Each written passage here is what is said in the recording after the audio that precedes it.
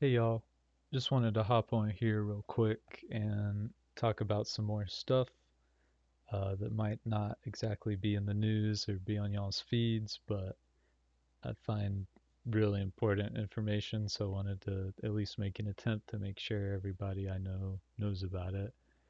Um, as always, if you'd like a YouTube link to view it on a much better platform, just holla.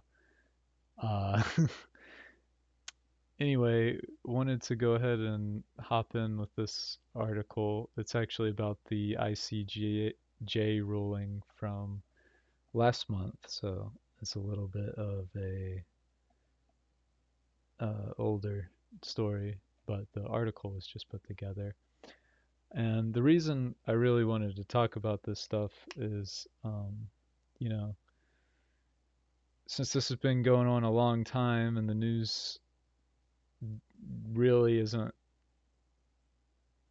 um, giving folks a clear picture. Like you can't really get a clear picture unless you're going out of your way to really get one. And I just wanted to encourage people to be doing that because,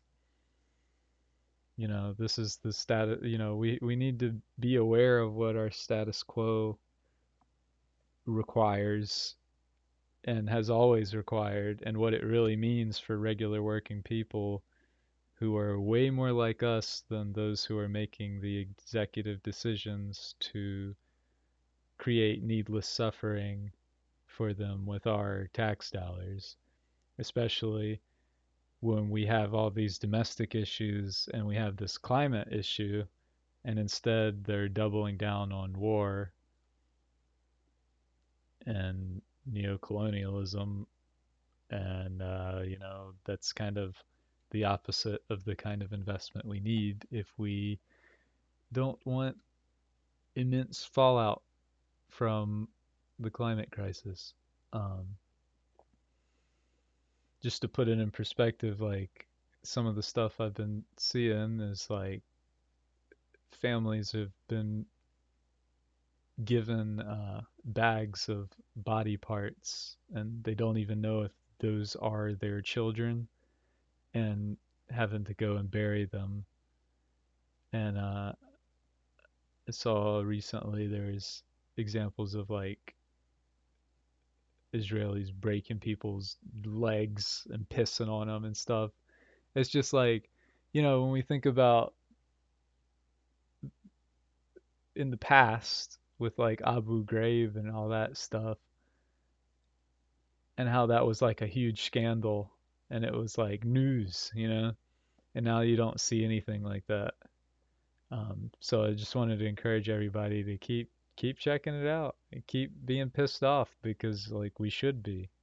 We should be channeling that into uh, you know, using that as motivation to make a better world, right? Because if we just let this status quo continue unabated, that's a lot of suffering for a lot of people, at home and abroad, right? And we're gonna have to like watch our neighbors fall through the cracks and stuff. It's gonna be a difficult time. So I would prefer that, to spread this information while we can and can act on it. Um, so yeah, just starting out with this, they're talking about how Israel and its lobby have been trying to avoid accountability by influencing the West. Um,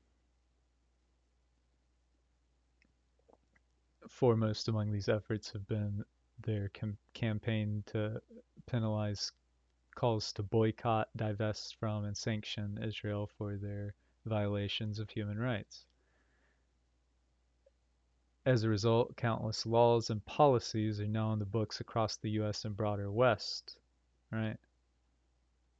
Trampling on internationally guaranteed human rights in defense of Israeli impunity.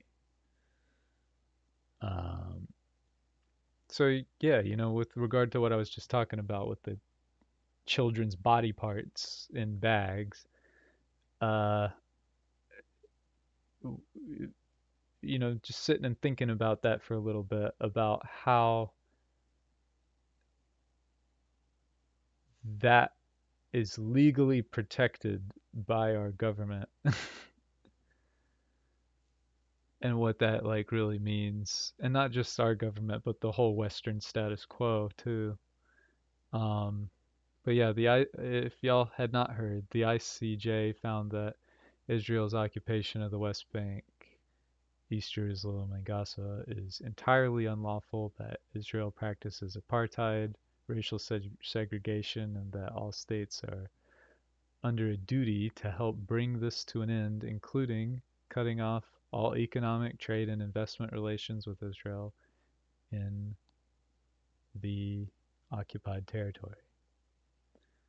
Um, so yeah, should have happened a long time ago. Um, but then we go down here and we'll see chiefly among the Western countries accused of complicity in their crimes, they've been scrambling to oppose, delay, and obstruct action by these courts by intervening in court proceedings and in some cases threatening court officials. Right? So again, it's like not only are we protecting them by law, we're also going outside of the law to cover for them. Right? Like, how is a status quo like that remotely redeemable? And with regard to like real issues like housing, healthcare, education, how can we, or the climate, something that is paramount to everything, um, how are we going to expect solutions from this status quo, right? Um, just another thing that was very recently mentioned, the Jewish Voice for Peace has made a map of all the bombs dropped, and they describe it as nearly every inch has been hit with U.S. made bombs. They demand a complete end to U.S. funding, arming, and backing Israel's oppression. Which, again, it's like a cut and dry, no brainer kind of thing. Also, while all that's been going on, Cori Bush lost her seat because of AIPAC meddling.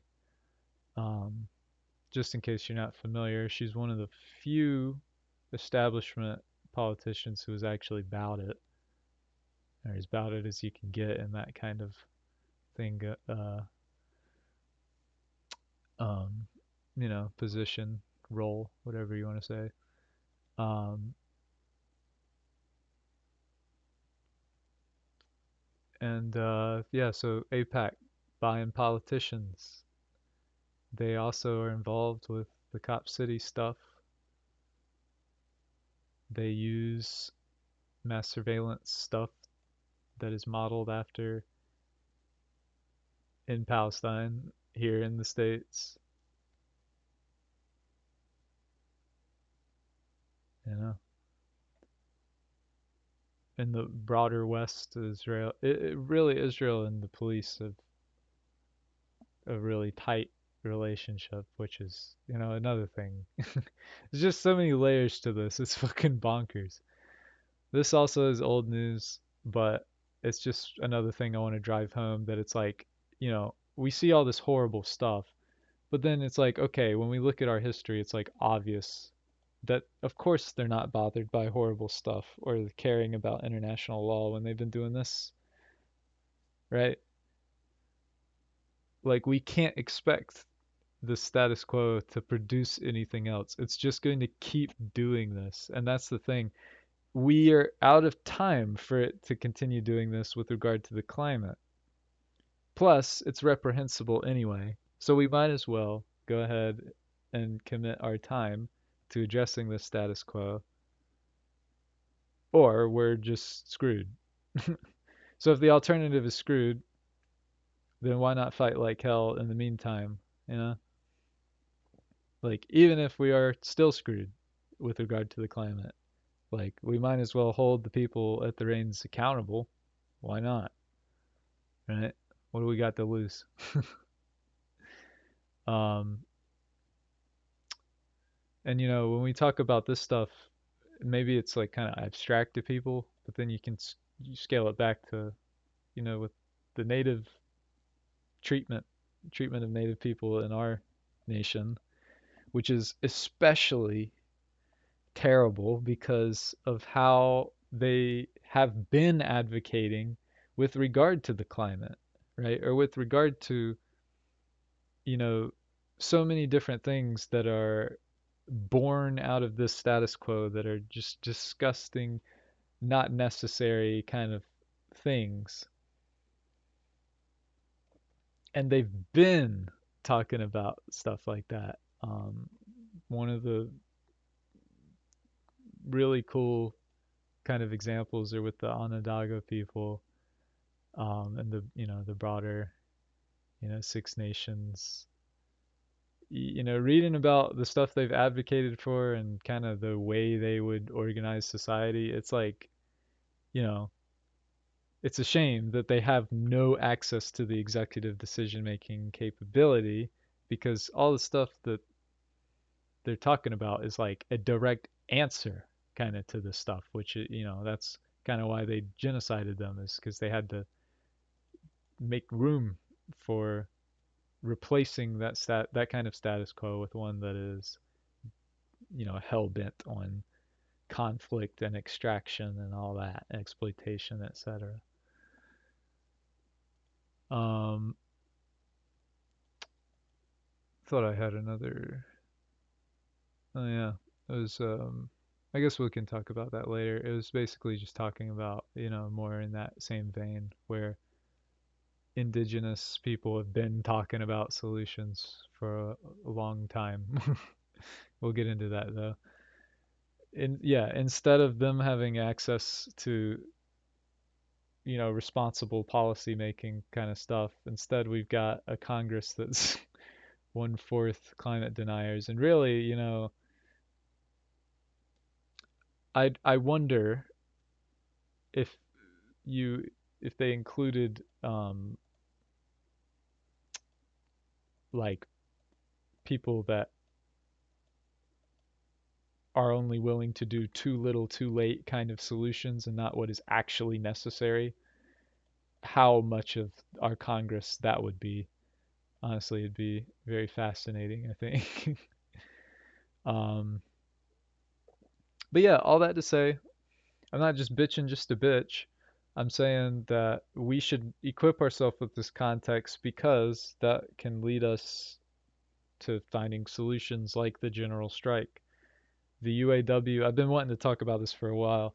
The UAW's been trying to get that going in May of 2028, which is pretty far off. It's kind of a tragic amount of time, honestly, especially with regard to the climate, with regard to war and imperialism. It's like you think about how many lives are implicated between now and that date, but still something to be working toward. And it's something to be optimistic for, truly, because, like I was saying a while ago, with regard to the New Deal, we didn't get that as a class of regular working people from altruism from our rulers. We got it because people organized and won those concessions. And the general strike is, as far as I'm concerned, the most powerful tool we have is just regular working people when our government is completely, bought and paid for and no longer beholden to regular people. It's like, well, we can either just lay down and take it and let the status quo continue having all these horrific effects on, and all these different aspects of our lives and the planet and regular working people all over the place. Or we can, hit them where it hurts, right? Because they've been doing that to us. Look at the last 4 years. Every single person that we know is like implicated in these decisions that have been made by people who are beholden to basically consolidated capital, right? It's like things aren't done because they make sense for human well-being. It's because of capital accumulation exclusively, and that's why we have all these strange outcomes in the US and all these industrial complexes and needless to say, imperialism and all that. So this is a framework that we can use along with building dual power in our communities to navigate away from that. And like I said, I want to encourage every single person I know that this is the route. We can do it. We just gotta lay the groundwork between then and now. A good way to do that is over here with the emergency workplace organizing website. You can literally just hit them up and they'll help you unionize.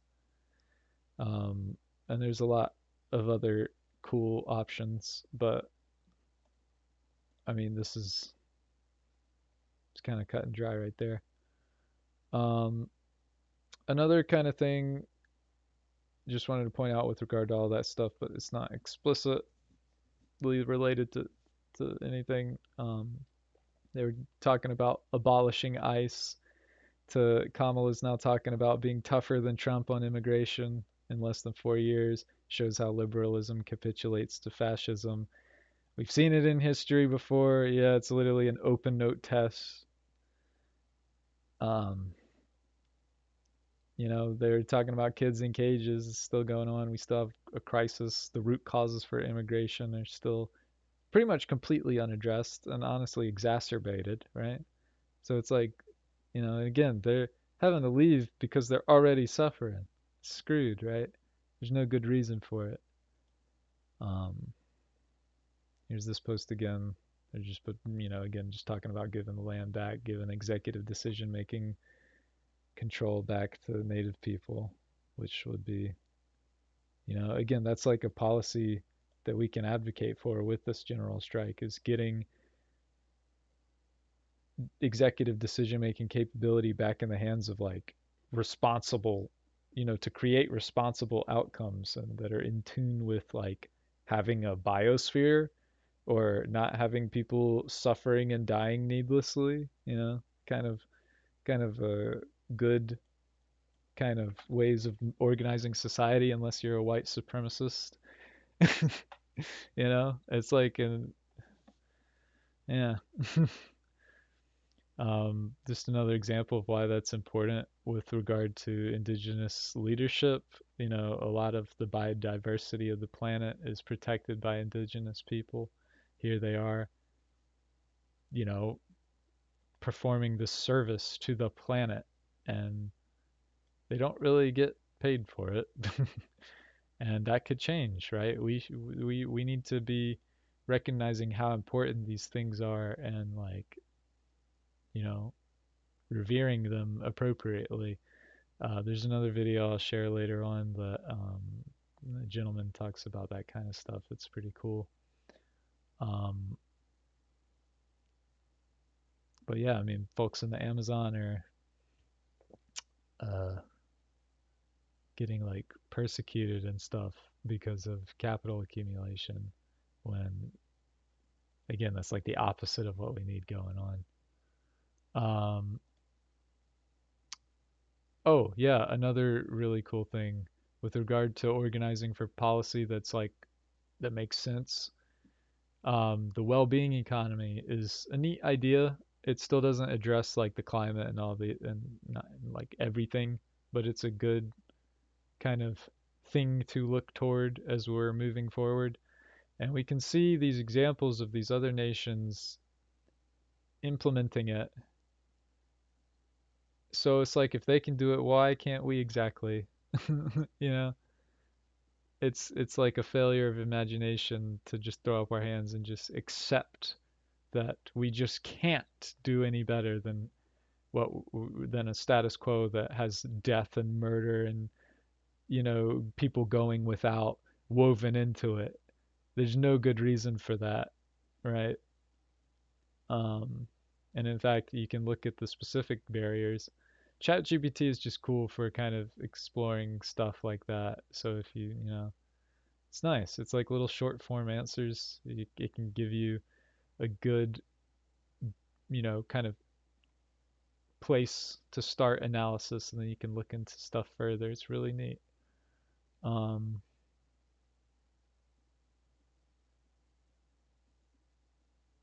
it talks about, the material barriers we have to this stuff. So that makes it like an obvious place to focus on for this kind of stuff. Um, and here I was asking it, could the land back movement result in facilitating the well-being economy? And it says it could offer a compelling framework for implementing aspects of it, which is cool stuff. Um, like we have to keep moving forward. We're either going to be going further into fascism and getting ran into the ground, or we can pivot away from the status quo. Everything we do is going to be in one of two camps in that regard. We've seen the extent of what this one is and always has been if we study history. So why would we want that to continue, especially with the biosphere being completely like not able to support life on Earth in 100 years if it's continuing unabated? And that's like, not to mention all the suffering that would happen up until that point. It's not like just flicking a light switch. It's more and more and more suffering over time, exponentially. Um, this is something also kind of related to just how screwed it is, how we're treating Native people with regard to that. Um, the term period poverty, just the fact that that's a term. In the US alone, almost 17 million women live in poverty, and two-thirds of them can't afford menstrual products within the past year. This was just last year. Some of half of them have to choose between food or the products, and it doesn't say how much more, but Native American women are impacted a lot more. Um, so that's like, again, like how can we justify a status quo like that? And then like this is another cool article that goes into that, but they talk about higher risks of infection, often missing work at school. It's like, with the economy the way it is, missing work is a problem. So we have like this compounding poverty. Like it doesn't work on paper. There's no defending it. If we can't draw the line at genocide, can we at least do it here? Like what the fuck is that? Um, and then just the last little thing. So the climate change summit or conference, whatever the hell, is going to be in Azerbaijan uh, in November. Um, led by the UN. Really, it's just the West kind of parading around, not, holding the people at the reins for this accountable for being the criminals they are, allowing more too little, too late kind of policy. Um, which reminds me, I did have some climate stuff. I guess I accidentally closed it. um, but yeah, I wanted to bring this up because Azerbaijan, they've just been, you know, engaged in a genocide themselves where they expelled 100,000 people and killed a lot of them as well.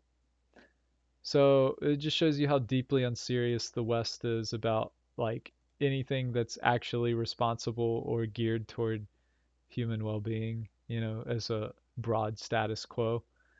So we got to be vigilant, as we're moving forward with this stuff. We can't rely on the UN. Again, Indian, the Native American people um, have known this. They've been uh, talking about this since '77. 74 they had one in Standing Rock, I think, is where they're talking about much the same stuff. Um,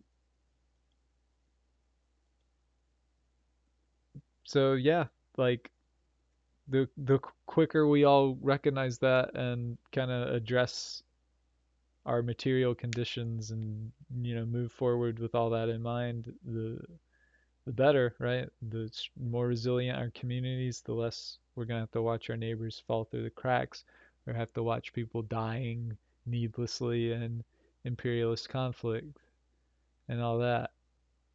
Um, so yeah, let me go ahead and pull up Sam Karana's page. They're always posting really cool stuff about the right off the press kind of climate stuff.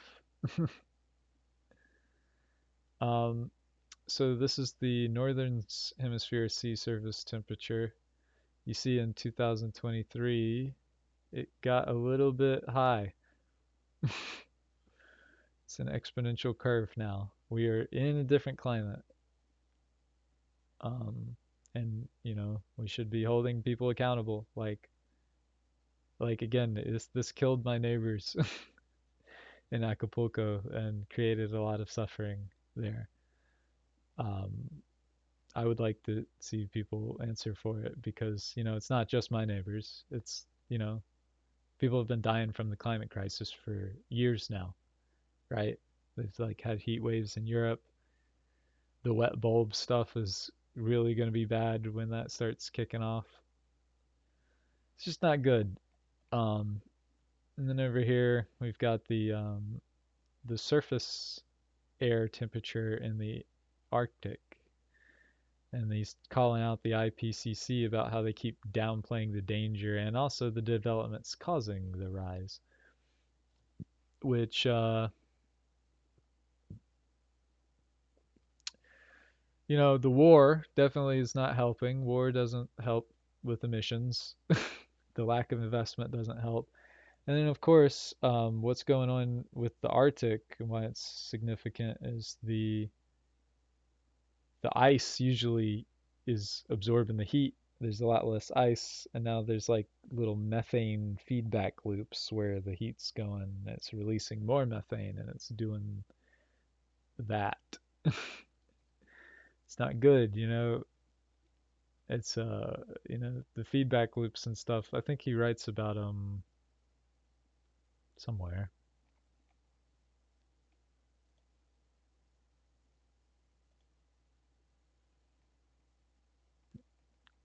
Just a handful of them, yeah. Seafloor methane. It's it's yeah. Like, and our leaders are not taking it seriously. They're just fine letting all this happen because and even encouraging even more oil and gas exploration, which has been going on in Israel as well.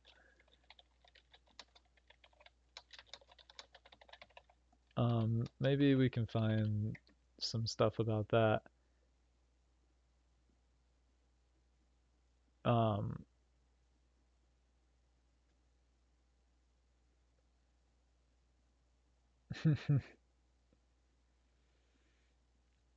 yeah.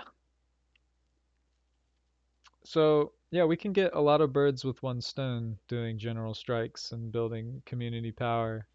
And, like we did this already in the 30s without internet, with a lot more. I'd say I'd figure it was a bit more difficult back then. We just got to be building out these frameworks now and, finding where we can fit in and doing it. So thanks for checking this out. Y'all take care. Adios.